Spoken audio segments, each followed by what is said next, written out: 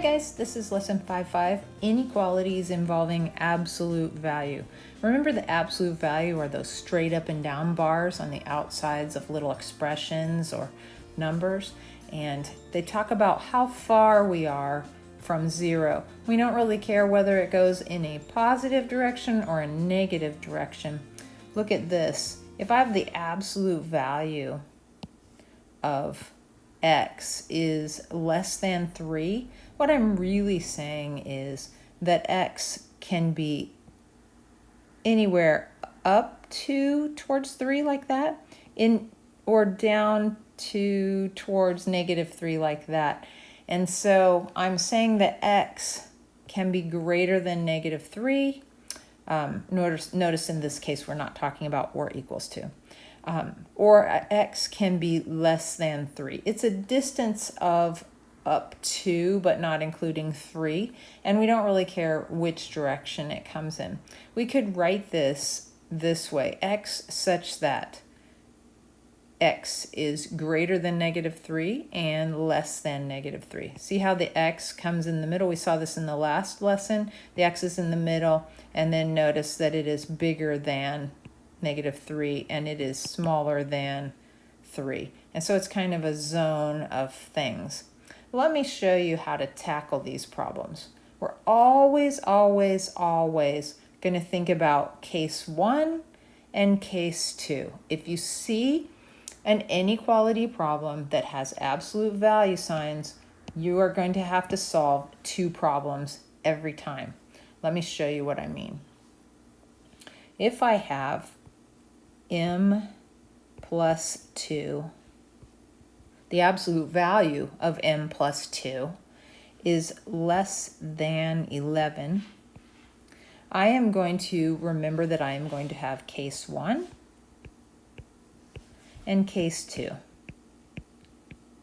Okay, please don't try to do these as mental math. Please jot them down so you don't get lost or confused.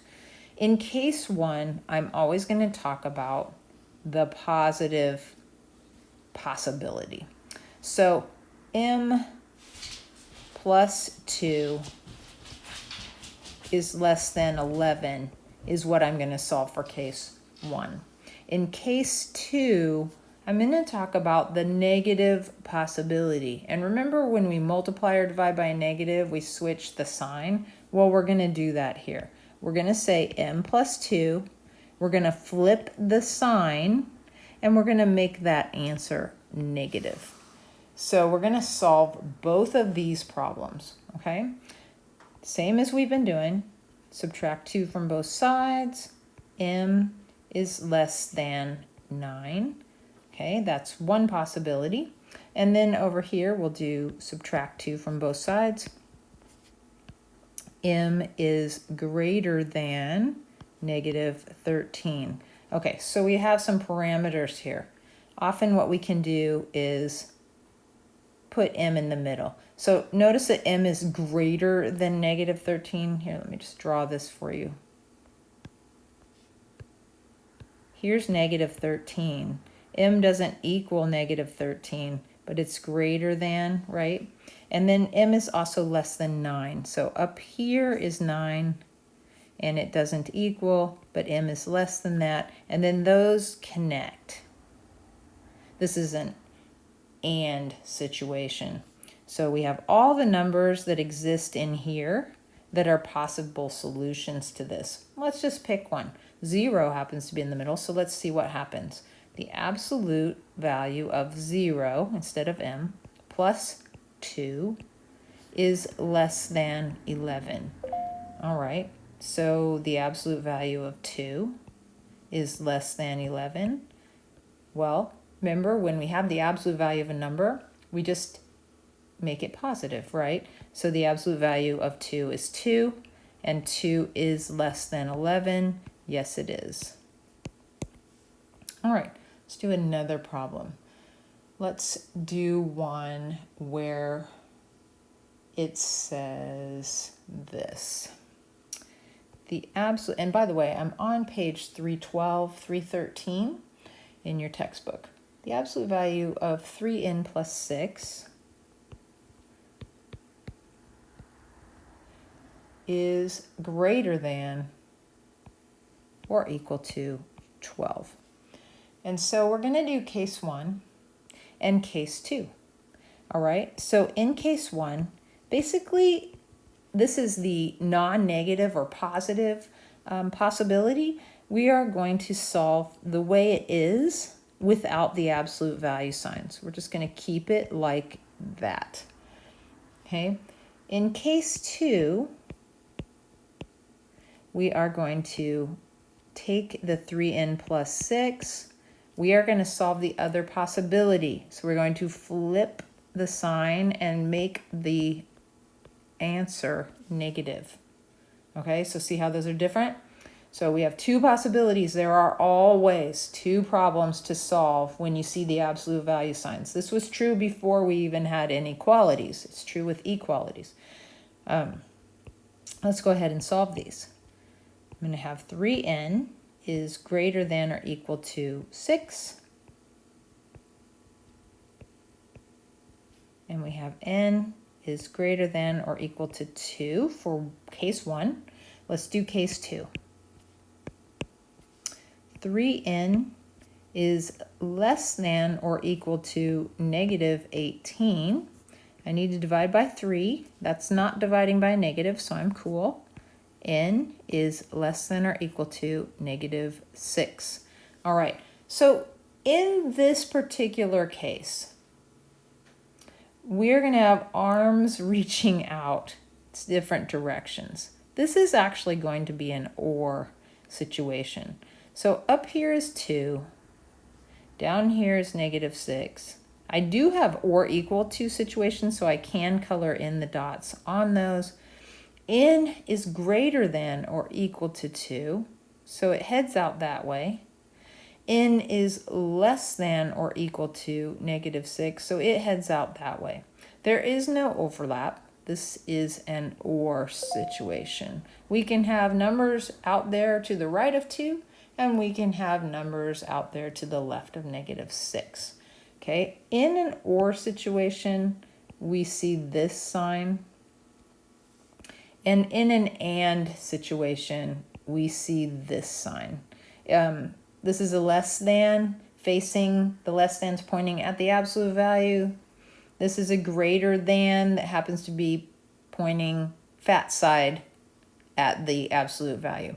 You don't really need to memorize that because the case 1, case 2 is going to show you what to do every time. But I just wanted to show you that there is some consistency here. Okay, let's work through some problems. I'm on page 314. Number 1 says the absolute value of a minus 5 is less than 3. So I am going to do case 1, a minus 5 is less than 3. And case 2, a minus 5 is greater than negative 3. Okay, so I have changed my sign and changed the other number, the answer, to its opposite. So let's just go ahead and solve this. A is less than 8. A is greater than 2. So if A has to be greater than 2 and less than 8, and we had a less than sign, which is an and, both of these things are going to be true. We put them on the number line. Bottom number is a 2, top number is an 8.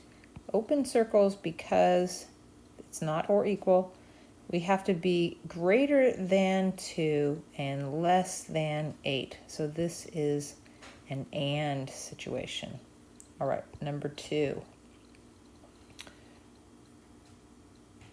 Absolute value of u plus 3 is less than 7.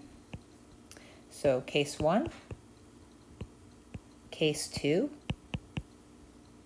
change. Okay, I have a less than sign. It was a less than sign the last time, so I'm anticipating an and. U is less than 4. u is greater than negative 10. So you can see how this looks when we put it on a number line. Negative 10 is down here, 4 is here, open circles, and greater than negative 10 but less than 4. There we go. Number 3. This is going to be a weird one, so hold on. T plus 4 less than or equal to negative 2. All right, so this should be an and, but this is a little odd. So case 1, t plus 4 less than or equal to negative 2. Case 2, t plus 4 greater than or equal to 2. All right, let's just see what happens if we try to solve this. T is less than or equal to negative 6. T is greater than or equal to negative 2. All right. I'm trying to do this, but it needs to be an and, right? And here's negative 6, and here's negative 2. So these guys never overlap. So less than negative 6 goes this way, and greater than negative 2 goes this way. I needed to know that a less than should be an and here's the precaution. If we always checked our answers, we probably wouldn't have to worry about memorizing this.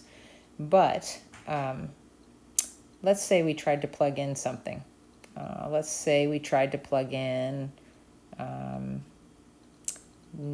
let's try 0, because 0 is up here, would theoretically be in this, and would be easy math. So 0 plus 4 is less than or equal to negative 2. The absolute value of 4 is 4.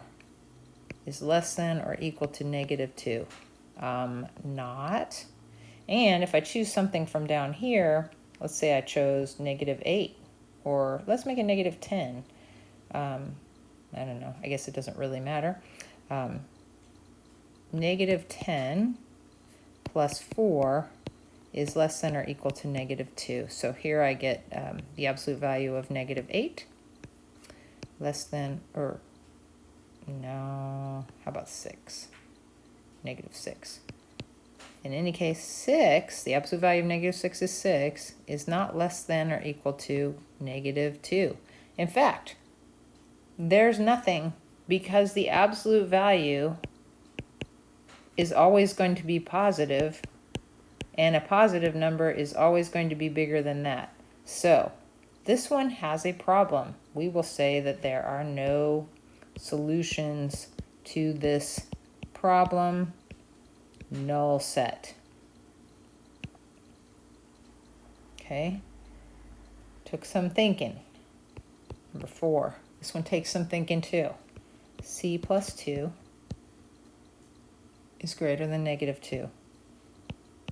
Okay, probably by now we could say, what's happening here? The absolute value of anything is going to be greater than negative 2, because the absolute value of anything I get is going to be positive, and any positive number is greater than negative 2. So anything in the world that I put into here is going to work. So all real numbers are solutions. We could even draw a number line, and we could like somehow show that it's everything, color it in, or whatever you want to do. If I were to try to solve it, I'd get c plus 2 is greater than negative 2. I'd get c plus 2 is less than 2. I'd try to solve this and get c is greater than negative 4. And then here I'd go minus 2 and get c is less than 0. C is less than 0. And was this supposed to be an and? No, this is supposed to be an or. C is less than 0, or C is greater than negative 4, and or means we get to be both. And so therefore my math would even suggest that everything in the world should work. I can try to plug any number I want into here. I'm always going to get whatever I get here. It doesn't matter whether it's negative or positive. Then the absolute value signs will make it positive, and any positive number is definitely greater than any negative number, right? Okay, so all real numbers. There we go. If I'm looking at number 5, n plus 5 is greater than or equal to 3. This is going to be fine. Greater than is going to be an or. So n plus 5 is greater than or equal to 3.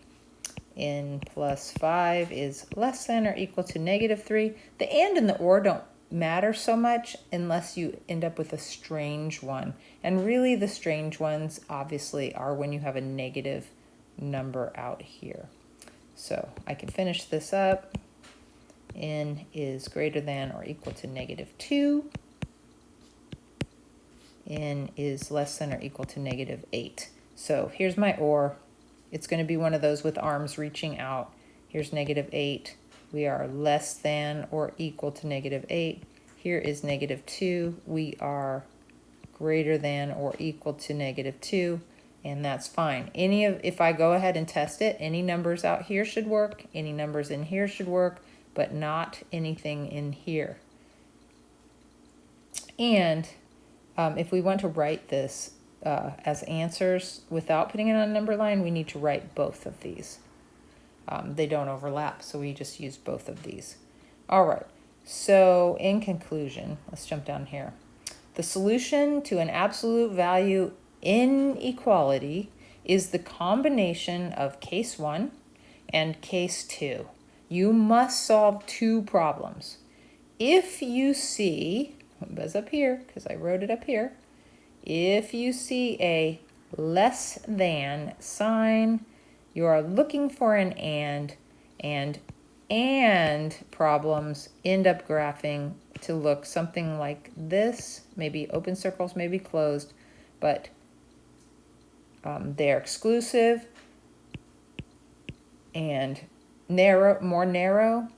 If you see a greater than sign of any kind, what you're going to have is an or, and very often ors look like this. They look like little arms reaching out. So go ahead to Alex and do some practice.